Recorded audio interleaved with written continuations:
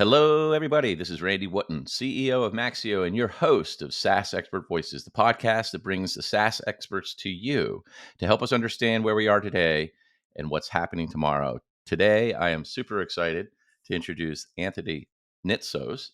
Am I pronouncing that correctly? You All are. right. Awesome.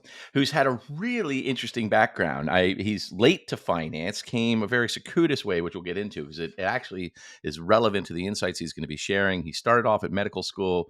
He rolled into ERP deployments back when Y2K was happening. He was a controller of a Japanese company, and now he's a CFO expert in helping small companies in particular with everything SaaS. He runs a company called SaaS Gurus out of Michigan, has a bunch of great clients and really interesting insights. Welcome, Anthony. Thanks. Appreciate it. And so you've had over 25 years of experience in building B2B SaaS financial models, but this is really kind of your second career. You started in med school, and we were talking a little bit about what med school did for you and the way that you approach problems and think about solutions. Could you explain a little bit about that and that modality and how you apply it today? Yeah, absolutely. So, the way that, back then at least, I don't know if it's changed any different now, training in medicine is that, the human body is an incredibly interconnected system, right? We've got all of these organs and all of these systems that are talking to each other through, nervous system, through hormones, et cetera, et cetera. So it's from the beginning we were taught what you really want to be doing is going after the cause, not the symptoms. And, too often in medicine, we treat just the symptoms without actually looking at what's causing it and going after a correction. So, there's a big tussle and still is today about preventive medicine versus corrective medicine, if you will, or treatment medicine. And, there's a lot of attention being paid to how do we keep ourselves from being in the emergency room? How do we keep ourselves from being at the doctor's office when we get sick by maintaining ourselves? And now, for their various reasons, I decided I did not want to be a doctor. And we could go down a rabbit hole and I can explain my thoughts and philosophy. But in the end, I decided, you know what? I'm glad thank God there are people out there who want to be doctors because I see them and I need them, but I don't want to be that person. And so I took a very difficult step and dropped out of medical school. And what do you do with an interrupted med degree? Okay, this is a real practical problem, right? It's like, okay, so Anthony, tell me about your work experience. Well, I don't have any. I've been a study geek since I was 18, and I made it halfway through medical school and decided I didn't want to be a doctor. So, what do you have for me? Strangely enough, the first job I got was in manufacturing. Maybe not so strange. I'm in Michigan. It's medicine and manufacturing. I guess they all three have M's, so maybe that was a connection there. Right. But what it was a logistics specialist position, right? So somebody who was supposed to, basically handle the inflow and outflow of materials into a factory. And I very quickly mastered that because it was, pretty straightforward stuff.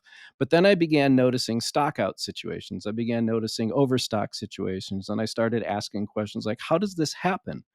And suddenly one step led to another. And I started becoming a process reengineering expert in a manufacturing setting because I applied that medical knowledge, that training of, a manufacturing company is no different than a human body, right? You've got a nervous system, that's the IT system. You've got blood flow, that's your cash. You've got departments, those are your organs, and they all have to be functioning together. And you really need to find out where is the choke point, where's that root cause that's causing these symptoms. And because of the med school training, I was actually pretty good at it. And so I kind of rapidly became a process engineering logistics manager, materials flow specialist. And that's kind of where that started. And And I moved on from manufacturing to other industries, but that was really kind of the genesis of how I think about solving problems. And the other thing I thought that was really interesting is when you're talking about the medical experience, medical school experience, as well as in the manufacturing, is the way you thought about working with people to solve problems and removing the person and focusing on the problem. And I think, do you want to talk a little bit about that in terms of being the objective Mhm. observer of facts? And in medicine, obviously, you're trying to save people's lives, and so you got to try to remove as much ego as possible and really focus in on assumptions and data And I think you were saying that similarly in all your roles, but in this one in particular, you were talking about how you could approach the problem even differently, not just from a systems perspective, but the way to do the problem solving. Oh, absolutely. That's a great point. I hadn't really thought about it in that concept before, but yeah, when you're in a patient room, when you're in a room with a patient, you need to be very careful on how you ask questions because you need information and you don't want patients lying to you or obfuscating facts or, keeping stuff from you that could be really relevant to their diagnosis and their treatment. So, being able to walk into a situation and ask questions without making them loaded, without seeming like you're attacking somebody, like you screwed up, how did you screw this up, none of those kinds of words, being very careful to go in and say, look, kind of like just the facts, ma'am, from the old TV police program, right? I'm just here for the facts. And really focusing on processes, because if you go back to your training with, I don't know, any of you have been trained in Edward Deming's technology in terms of, Six Sigma and other kind of quality engineering, but he was the master of it. He's the one who basically gave the Japanese all of the secrets on how to make quality products. And he was very much of the, you fix the process and the tools first, and then you leave the people to operate a process that's foolproof. And so that's another part of the training that I kind of incorporated. Now, that came from the manufacturing scene. That didn't come from med school, but that was layered over the top of that medical training. Is you're really trying to idiot proof, if you will, if I may use a maybe politically incorrect term. You have to make the process as robust as possible so that humans can't screw it up. That's great, and actually a nice segue to the next kind of 2 phases of your career. One where you would move to the ERP system implementation, so you had a deep understanding of finance and accounting, having not been a an accountant or a FP&A guy. But then you moved into the controller of a Japanese manufacturing company, where I think you first got exposed to the Deming principles and total quality management. Again, one of these things that you bring today. Do you want to elaborate a little bit on what Deming meant? And you talked a little bit about it, but like what your experience was in a Japanese, even though they were US GAAP, sort of a Japanese mentality, and how they thought about process optimization, which is very much akin with any sort of operational optimization, including finance operations, customer success operations, manufacturing operations. But I think there's some real great takeaways that you had from that experience that are directly applicable for SaaS leaders. And ones I still use to this day, and here's where it played out. So after the manufacturing gigs, I became an ERP implementation project director, as you said, right before the Y2K, where suddenly I'm not dealing with just the factory floor. I'm dealing with the engineers, I'm dealing with procurement, I'm dealing with sales, I'm dealing with accounting and finance. And that's where I started really diving in and getting a deeper understanding of the accounting and financial aspects of this, and understood that if you really want to know what's going inside of a company, it's the accounting data is what you really need to be focusing on, because Right, that's it, right? That is the be right. all and end all. And so when Y2K wrapped up and nobody was buying software anymore, I moved into that controller position. Basically, the reason I was hired was because of my systems background expertise. This was a company that knew it was going to 10x its revenue in the next 3 years. They had contracts in place, they had already had everything set up, and they needed somebody to come in and really dial in the back office side, the finance and accounting side of it. Because in the manufacturing space, margins are so thin Yeah. that you can't afford to spend a lot of money on your G&A function. Absolutely cannot afford to spend it. You have to keep that particular department really narrow. And so my mission was to basically help a company take all of its systems, all of its accounting and finance systems, and scale them from 5 million to 50 million in 3 years without increasing the cost of the G&A function. And so this is where a lot of that training all came back together. Demings really hammers you on prevent first, then detect, then correct. In the order of quality Right. management control, you prevent stuff from happening in the first place. You design the system as robustly as possible so that the processes and the tools or the technology are as solid as the state of art can make them, with a proper cost balance, so that the humans can just execute on it without having to create further errors in the chain. An invoice is no different than a widget. You're putting together data elements on an invoice. You got to make sure that the bill to address is correct, that the ship to address is correct, that the terms are correct, right? You're building a product when you're building an invoice. You're building a product when you're building anything that's data oriented. And so I took that concept and basically, at the time, barcode scanning and on premise software and on premise hardware was the state of the art. And I started with 3 people in the back office. And when we were at 50 million, I still had the same 3 people. And we were running a $50 million operation with all the financial accounting reports that we needed and the projections that we needed. That was my first experience in scaling a company. That's awesome. And sorry, just remind me, is that the Duo Security, or was that one before Duo Security? That came later. This was, TG Ah, Fluid Systems. It wa TJ Toyota Fluid System. Gosei TG, Toyota Okay. Gosei Fluid Systems, a Japanese Uh-huh. subsidiary of Toyota, and we Got made it. fuel lines. Now, it wasn't anything exciting or fabulous back then, but it was, it was my job, and I took it seriously. I think a couple of things you mentioned, which I just want to come back to. One is this whole prevent, detect, and control. And what's interesting about that, I think, is many CFOs think of their jobs as detection and controlling, right? You Yeah. audit and compliance. But Mhm. what CFOs of the future need is really to be thinking forward in terms of how do you prevent, how do you get in front of things to anticipate. I loved your story about invoice as a widget. It reminded me of that great HBR article, Staple Yourself to an Order, where you start with something and move it through the process. How does the information flow? How does a customer interact with your system or with your people? How do your people interact with them? What are the artifacts that are created? And then you can optimize that by and introduce quality throughout. But if you think of an invoice as a widget, that is a really interesting way to think of that broader financial operations broadly, and how are you improving it each step of the way. Um, the other point, which you made in your our pre-brief, was, which I really like, was this: the first point of creation is the maximum value.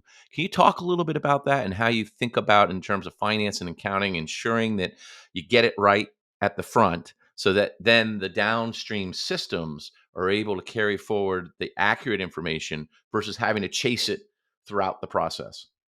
Absolutely. So I go back to the Japanese manufacturing techniques at this point, right?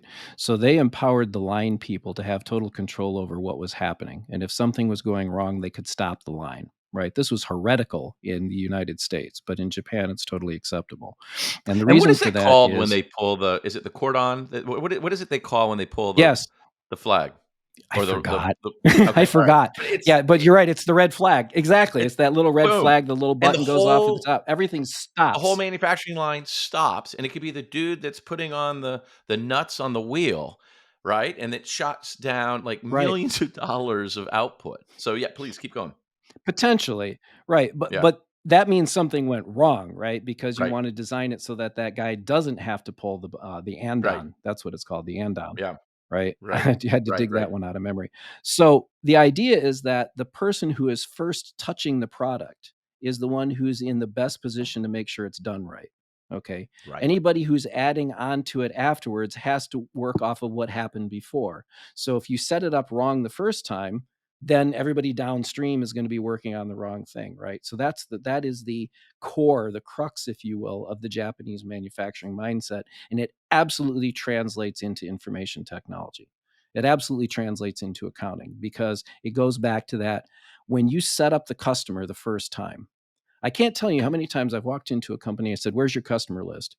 Well, sales has a customer list, and accounting has a customer list, and customer success has a customer list, and they're all different, or Mhm. they're named different, or it's Right. this customer is called this here and this customer is called this here. And if you're trying to do any kind of uniform or integrated analysis, you're screwed at that point because now you Yeah, got to do a translation between these three systems.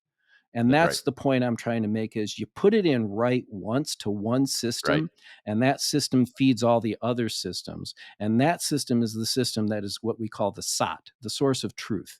That's the one that everybody goes to and leans on and said, we make this right and everything else is right after it. That's right. Or other ways we've described as a system of record. The challenge is you have system of records for different things. So in Salesforce, you have a system of record for opportunities and accounts. Mhm. And your customer success, if it's not in Salesforce, it's a different system. You have customers, And in your finance systems, you struggle, I think, both with customers and also products, like having a unified product catalog and how does it get attached and how do you know what's Mhm. been attached and how it's been instantiated. I think, to your point, one of the big challenges is creating that one holistic view of the customer and product data that then helps inform not just the financial statements, but also the operating reports Everything. that you're using to run the business, understanding what's going on with churn, understanding what's going on with net retention. I can't tell you how many times we're like, wait, what's going on here? And there's some exception. You got to go and figure it out. You got to recode it. So yeah, it's getting, and I think early stage companies, I don't want to, make light of it, but like they're just scrambling, to get product out. And so it's hard to bring this broader systems based approach when they're just, one engineer in the room or two engineers in the room building some cool new application. And so in your role today, I think one of the things you're describing at SaaS Gurus is you come in and basically do a system audit. And I think the way that you think about approaching your engagements is different than many perhaps folks that are coming up through a CPA ranks and an audit, a big four audit, because you've had these experiences of medical school, of the manufacturing process, of the ERP implementations, of working with Japanese controllers, and then through that now you approach how you approach engagements. I think coming with this really total quality management approach and auditing systems. So I don't, maybe just spend a minute or two talking about when you're engaging with a customer, how does your engagement start, and what are the things you're looking for in that first phase to get them set up for success? Even before they become a client, I usually have a anywhere from a 60 to a 90-minute interview with them, right? On my nickel. I'm not charging for it because I really want to understand what they're doing, why they're doing it, who they're doing it for, and how they've been doing it, right? So all those key critical questions. And through that audit, if you will, I call it a diagnostic because I can't get Yeah, away from my medical training. yeah. But my marketing person says, stop calling it a diagnostic. It's an audit. But anyway, Or so I'm assessment or something diagnosing like my that, right? patient. You know what? I'm diagnosing my patient. Okay. Yeah, And what right. I need to Yeah, find out is how much of what we call the financial core is yeah. already in place. Yep. Because I also, at one time, I didn't disclose this prior, but I used to be a yoga instructor, right? And so core Oh, strength is key to yoga. Absolutely.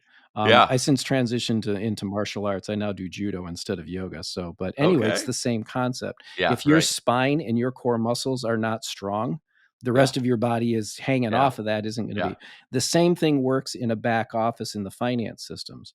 You need to have a rock solid accounting system that ties to a rock solid forecasting system that both feed into a KPI system, right? yeah. So that's our three-part financial core. We're like looking for that. And I'll Right. tell you where it starts is at the item. Hmm. It's at the item because the item, you know from your own software, of course, I'm not telling you anything new, that the item is what drives all of the metrics. It's what drives all of Right. the revenue recognition. All of it's keyed off Right. the item. That Right. item should also be what's in the CRM system as to what you're quoting and selling. And that Right. item should also be in your quoting system, whether it's PandaDoc or whatever it happens to be. So as long as the item is uniform between all of these systems, now we're talking a common language, and we're able to then start doing analysis because at the item level is where most of our analysis ends up. Who did Hmm. we sell to? What did we sell Right. them? What revenue recognition are we having off of it? What's the ARR off of that? It all Yeah. comes back. That's what I really loved about, not to promote your software, but that's what I really loved about Maxio or SaaS Optics back in the day, of course, was the fact that it was all item driven. I said, this is Right. brilliant. This is the way it needs to be, because that's the license plate that I can drive the car through the entire system with. And once you have your accounting system structured so that it looks like a SaaS company, and there are definitely do's and don'ts about that, you now have everything you need.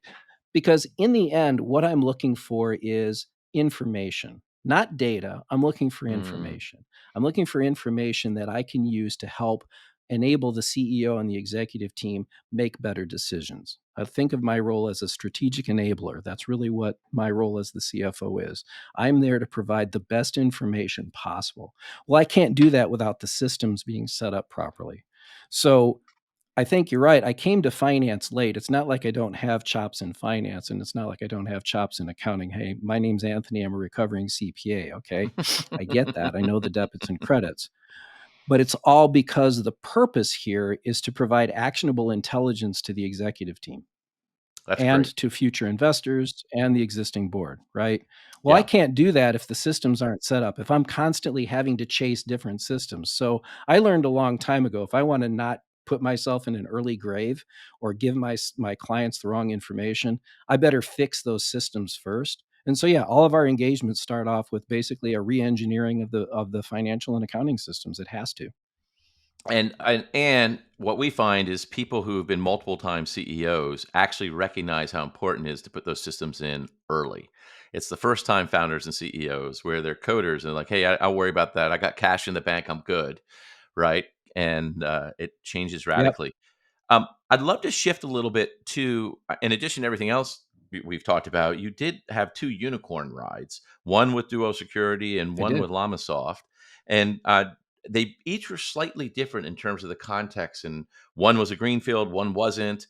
One was hockey stick growth. Maybe talk through Duo Security, what your roles were, what was the challenge you were facing, and then what were your big takeaways from riding that unicorn in terms of as you think about working with companies today and helping them set up for success. So in the case of Duo Security, I was hired in underneath the CFO to basically, again, had the systems and the implementation experience in the accounting and finance chops to come in and say, okay, we need to build systems that can support the what is becoming the hockey growth, the hockey stick growth of the company. When I came in, it was about an low eight figures in sales. When I left, it was in the low nine figures in sales. So we Wow, added a zero to that's everything awesome. Yeah, in 3 years, in three that's and a half incredible. years, right? So Yeah, tremendous growth. And obviously, yeah, we know about the exit to Cisco and what happened afterwards. yeah. But the reason why, you bring somebody in like me at that point is to build the systems, right? So the accounting system was already set up. It was already fairly well structured, of course, because there was an experienced CFO who had come in and taken care of it. But now we need to integrate. We needed to integrate. We needed to bring an ERP system in. We had to kick out the predecessor to SaaS Optics when we were getting SaaS Optics up and running. When I first came in, I think you guys had 8 employees at that point. I Wow. remember we used to call Dave on the phone when we had tech problems. And this was like So it was really 2015. funny. Is that? Yeah. Yeah, Hmm. that was 2015. So, That's great. and we were just loving every time we'd turn around, it was like, we need something out of SaaS Optics. And it would be, I keep calling it SaaS Optics because that's what it Yeah. was. Yeah. No. It's like Totally. it would produce the magic. Yeah. And so we got to, having built these things, right? We had to put in, we brought Intact in for the ERP system. We married it up to SaaS Optics to Maxio. We had it connected to QuickBooks. We were still running QuickBooks at that point before we fully transitioned. We had Hmm. Salesforce. Hmm. So that's where the concept of the unified product really came to the fore Yeah. because Salesforce was calling it one thing, accounting it was Right. calling it something else. Right. Maxio couldn't call it anything different. They had to line up. So forcing everything into common products, forcing everything into systems that integrated and talked to each other. This wasn't a greenfield implementation, of course, because the company was already at 8 figures of sales. So these Right. systems were already in place. This comes back to what I call the concept of the tech pile. That's what I Okay, we wanted to all chat familiar about. with I the think concept that's, of yeah. yeah, Go ahead. the tech stack, we all know about Right. what a tech Yeah. stack is, but I've come Yeah. up with the term tech pile because Yeah. this It's is how a great. tech pile starts. Right. I'm an engineer. I've got a great new product I'm gonna make. Oh, I need a payroll system. I gotta pay Yeah. people. Okay, I'm gonna go get Gusto. Oh, I Yeah. need an accounting system. Fine, I'm gonna go get Yeah. QuickBooks. Oh, Yeah. CRM? We actually have to keep track of that. Oh, let's go get HubSpot. Oh, Yeah. we got to do quoting and DocuSign. Okay, Yeah. suddenly you have all these systems, Yeah. right, that aren't talking to each other, that Right. aren't set up in a logical fashion where data flows and information flows from one to the next. So instead of having a tech stack, you've got a pile. And then it takes somebody like me to come in or my crew to come in and basically sort through the pile and fix it. Well, that's a That's lot more expensive to do after the fact right. than if you set it up right the first time. Right. And so we actually do end up come into companies where they're not that big yet. And it's Hmm. easy because frankly, We can set up systems now for a $1 million company that can scale to 100 million. I Right. mean, the technology exists. And that's I what I think people don't believe it or fully not, I've had appreciate. yeah, Yeah. you fix it. I don't know. There used to be this Fram oil commercial way back in the day. You can pay me now or pay me later, kind of thing, right? Right. You can pay me a Yeah. little bit now or pay me a whole lot later. And it's the same concept. That stuck to me from my childhood too. I still use that one to this day, and my kids look at me like, "What's Fram? Yeah. What's an oil filter? It's like my I have an father used to EV. talk What's about an the oil mammy. filter?" Like, what are you talking about? Right. But, one And of what the are things you you talk talking about about? in the I don't know if it was in this example exactly, but from that experience of don't create a tech pile, create a tech stack, be deliberate. We're calling it SaaS in a box. What are the set of systems in a monetization ecosystem that you need to be successful? You need a CRM. Well, you need a general ledger, right? You need a CRM. You need Yep. tax. You need Yep. FP&A. You need billing, invoicing, RevRec. You can add on to it, but if you have a vision for what your monetization ecosystem should be, what are the products you want to bring out? How do you want to price them?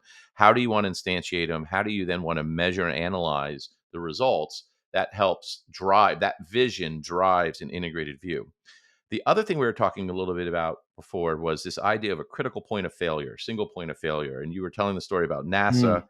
and then spreadsheets as a single point of failure. Do you want to talk a little bit about the moon story and where we are at the telescope and Oh, how that yeah. plays out? I'm a great big s yeah, I'm a great big science nerd. If you got your camera running, here's my 1960s Lost in Space robot, just so you know, Awesome. how much of Well, a nerd we I are am. Maxio knots Um, at Maxio. We can get you some I love some it. Well, we Maxio were gear. duo-knots at Duo, so, it all Okay. works. I'd love s I still have my SAS Optic Corksicle mug, okay? I'm still Oh, using it. there you It's go. one of my favorite mugs. So all right. So I was watching, I love watching documentaries, and just to bring this back quickly, I was watching the documentary about the James Webb Space Telescope, the brand new space telescope that went up. And one of the things they were talking about was it had something like 340 single points of failure that if something went wrong at that point, the entire thing would fail. Now you think about it, they're trying to put a $10 billion space telescope up, I don't know how many millions of miles away from the Earth in orbit, and deploy the thing all remotely and get through 300 and some critical points of failure. They said, to put it in context, the Apollo launch had something like 80. Right. That's what you had said. Well, Mind-boggling. right. Right. Mind-boggling, right? But then Yeah. now to bring this back to earth, as it were, spreadsheets, okay, Excel spreadsheets, G sheets, whatever they are very powerful tools, right? We use them all the time for analysis. They're part and parcel of what I do. Okay. I haven't met I haven't met a projection software people out there. I haven't met one of you yet that I like. Okay.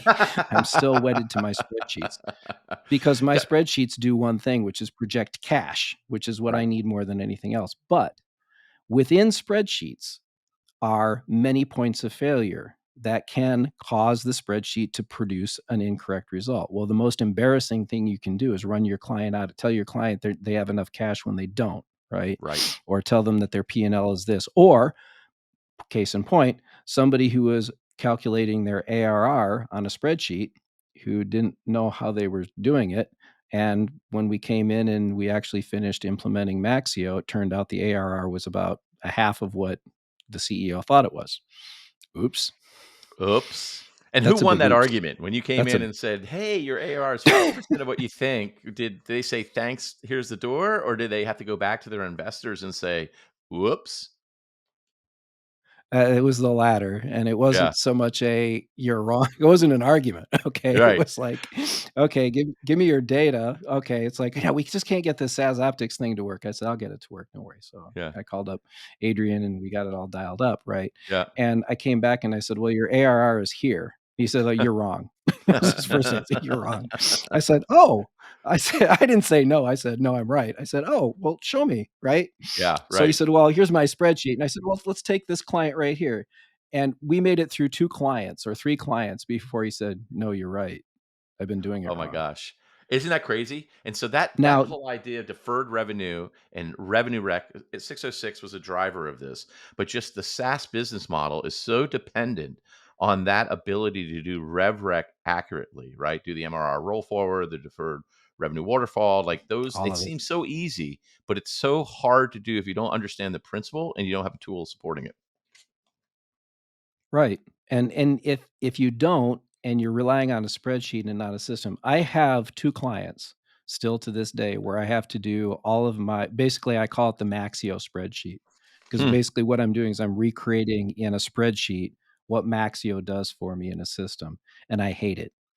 Because I'm terrified that I've missed something, that I put in a date somewhere wrong, and it's really difficult to go in and cross-check that kind of stuff because it's a Totally. spreadsheet, and, I'm a CPA and I know how to do audits, and I've done the best job I can, and it has actually passed an audit, on in one occasion, but it's very nerve-wracking for me Yeah. because it's like that single point of failure on the Yeah. Apollo launch. It's like, Yeah. all it takes is one thing to get screwed up in the Yeah. spreadsheet, and I've got a wrong number, Yeah. and the worst position a CFO can be in is presenting wrong numbers to investors or to a board or to an Yeah. executive team. That's not Yeah. a position any of us ever wants to be in.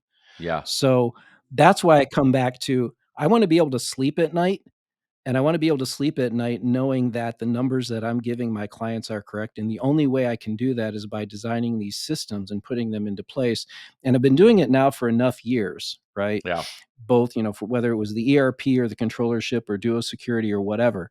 And with clients today, is we come in and we have a very specific way that we set things up because one, we've foolproofed it, and Hmm. two, it really relies on that single point of data entry, eliminating as many points of failure as possible, and the minimized use of spreadsheets because those ultimately are the bane of our existence because those things, when they go wrong, can be really embarrassing. Amen. And I've told this story before on this podcast, but I was a SaaS Optics customer at my last company, Percolate, before selling it, and it was about halfway through my tenure as CEO. The CFO or whoever came and said, "Hey, we need to buy this new technology." He's like, "No, we don't. Like, what? I do not need yet another piece of software." And he overrode me and bought it, and we brought it in and got it set up, and I'll tell you, it changed our lives in terms of the first 8 to 10 days after the month closed. We would spend, not me, he and his team would spend doing the financial statements, and we would get those, and then we'd start thinking about that, and then he would shift his attention to trying to figure out what just happened in terms of the operating metrics and churn and ARR, et cetera. And we'd Mhm, spend another 6 to 8 days doing mhm, that through spreadsheets. We had so many customers. You'd push a button on this. You would change a formula and refresh in. I think we were in Excel. You could just see Excel bogged down because it was 40 tabs, and anytime you press something, it mhm. would take that long. So we'd wait 10 to 15 seconds for every permutation of changes, and we were never sure it was right. And so we would slide into the board meeting and be like, "Well, I hope it's okay." Oh my And god. often the board would say, "Hey, you showed No. us these numbers a quarter ago, and now they're not agreeing. Why did they? What's the difference?" So we'd end up in math camp around. Well, no, we're off by not substantial numbers, but a 100,000 here. Like that's really bad. And so, to your point, like sleeping at night, both for the CFO and the CEO, as having a system of record that helps you make sense of the madness.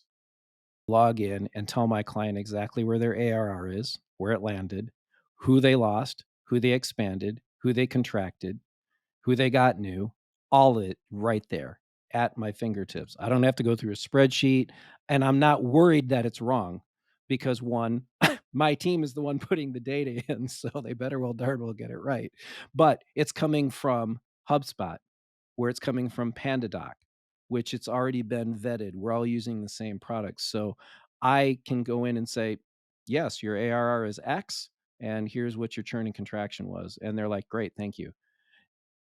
To the point of you walking into a board meeting and not knowing what it is, that just panics me. It's like, man, Oh, it's just panics like, me.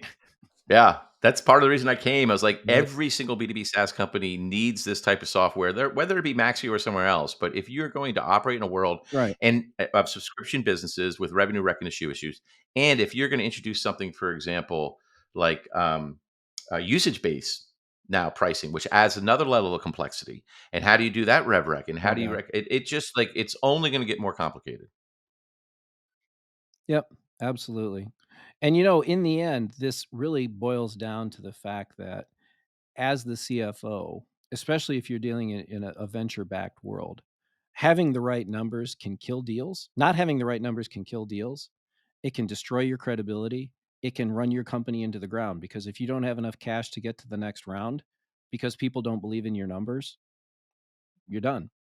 I had Yeah. an accounting professor who told me once, he said, you can't spend net income, you can only spend cash. It's like, Yeah, it comes just down to cash thank you, forecasting. Wally Reed. Yeah, I mean, we were, Wallace talking Reed, about if you're this is still alive and out there. Yeah. we'll tag him on LinkedIn. Get him the shout out. This may lead to a good, next topic around the role of the CFO. We were talking about your, how you think of what the CEO is and what the CFO is. Do you wanna share that with the audience? Is it printable? Could I do I that? think All right. so, the way you So, defined it.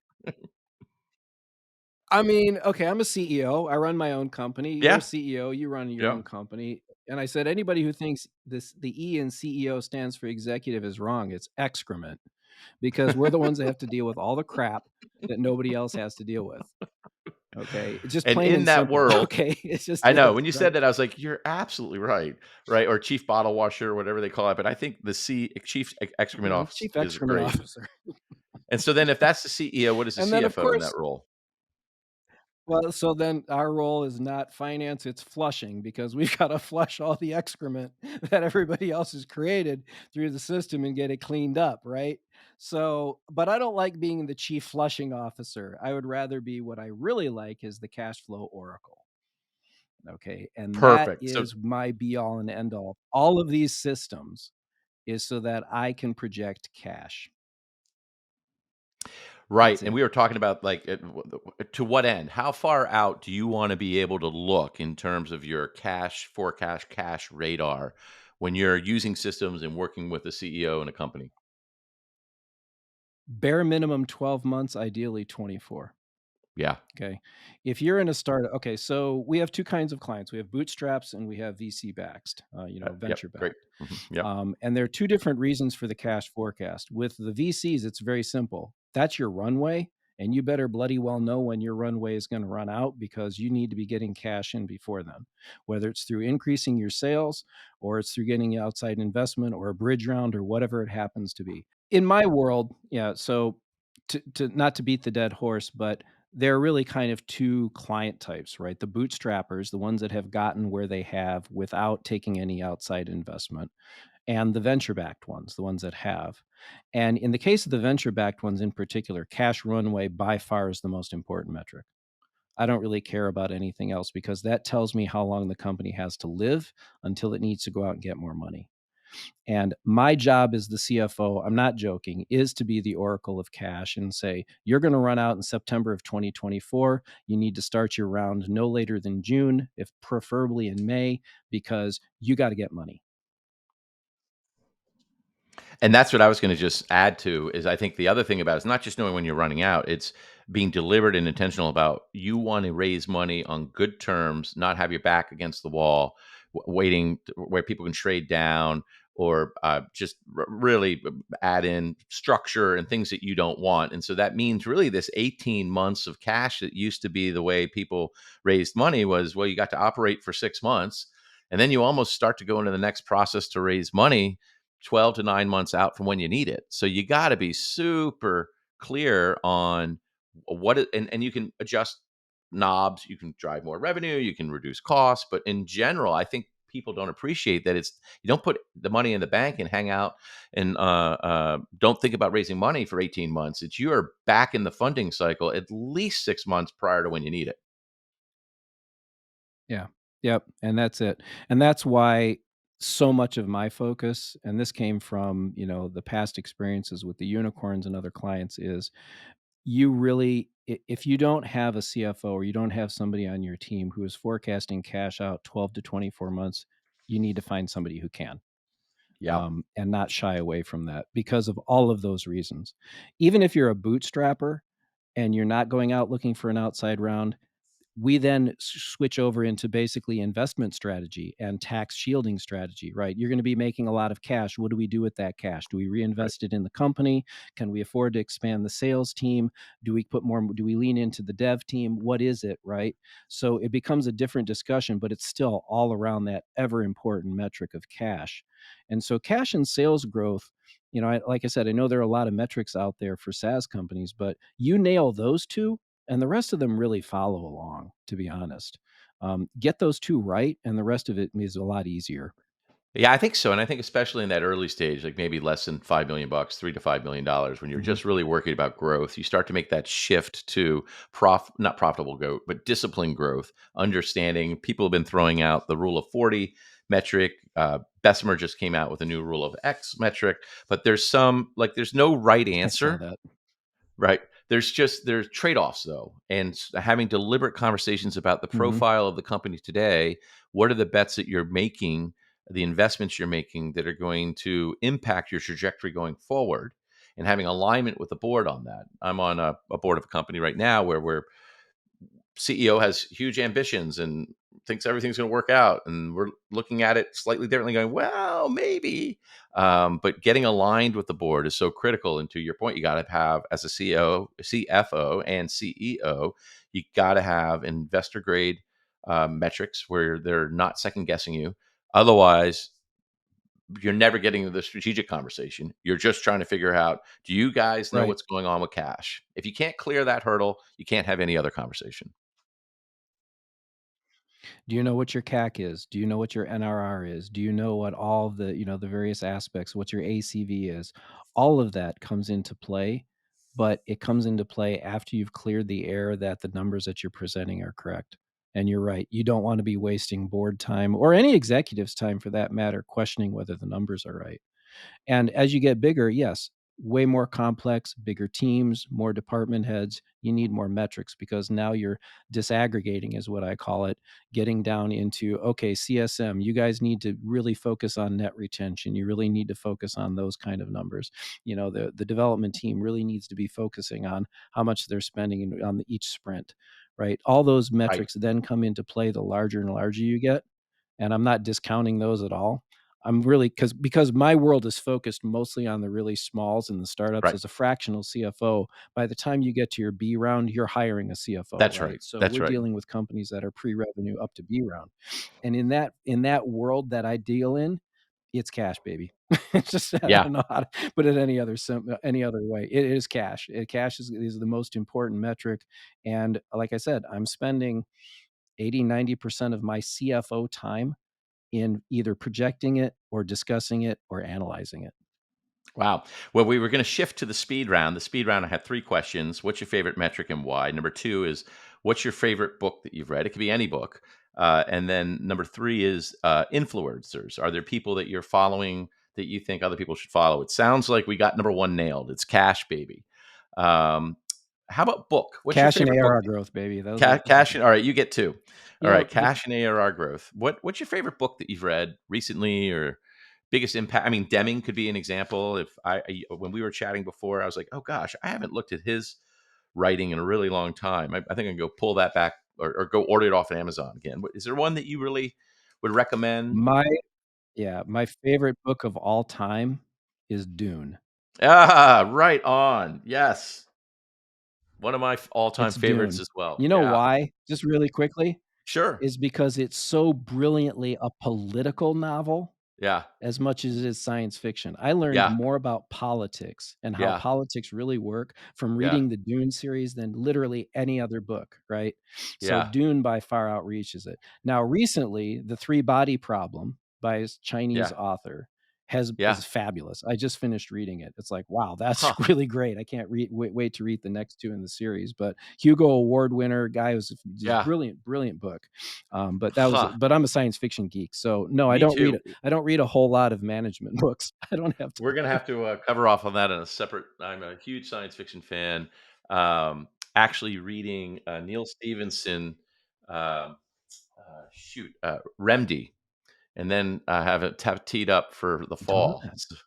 Oh, yeah. To the 3 body power problem, I tried to read that. I got stuck. I think it's because I was reading it at night and I just kept falling asleep. So, with your endorsement, I'll go back and dust that Well, off and get back my into it. wife's from China, and Uh-huh. she said, "You better read it." My wife's Chinese. She said, "You better read it." And I had the same reaction as you did. I got to, like, 3rd chapter, and I'm like, "This is gonna put me to sleep." She Yeah. said, "No, you're gonna stay with it." I'm like, "Okay." Wow. And I did, and I was really grateful. It's like, I got to the end of the book, and my jaw just hit the floor. I'm like, "Oh my god." Okay. So, Well, that's a great anyway, what was sell. the I'll 3rd I'll go back question? to I that. forgot. Third question was We just derailed you. What's influencers. your 3rd question? Third question is influencers. Are there any people out there that you follow in in this space, sort of SaaS expert space that you find are you learn something from their posts rather than it just be recycled content? You know, the honest truth is that I don't do a lot of social media and I don't do Uh-huh. a lot of following because I'm so Ah, busy, yeah, dealing with client matters and my kids and my family and yeah, my interests, judo being the big one these days, and when my next belt yeah, test is, um, yeah. that in the end see, I had some influencers way back when, right? Uh-huh. People who gave me lessons along the way that just made the hugest impact. And I'll tell Right. you what they told me.